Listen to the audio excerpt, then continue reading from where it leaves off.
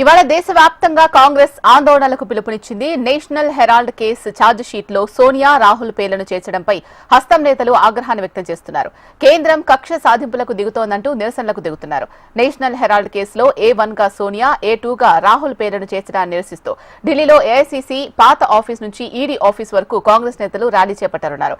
AICC పిలుపు మేరకు డీసీసీల ఆధ్వర్యంలో తెలంగాణ జిల్లా కేంద్రాల్లో టీపీసీసీ ఆందోళనకు పిలుపునిచ్చింది. రేపు ఉదయం 10 గంటలకు హైదరాబాద్ ఈడీ కార్యాలయం ఎదుట ధర్నాకు దిగనుంది. ఈ కార్యక్రమానికి భారీగా కాంగ్రెస్ నేతలు, కార్యకర్తలు తరలి రావాలని పిలుపునిచ్చింది. దీనికి సంబంధించి మరింత సమాచారం అందించడానికి మా ప్రతినిధి ప్రేమ్ సిద్ధంగా ఉన్నారు. ప్రేమ్, చెప్పండి అప్డేట్స్.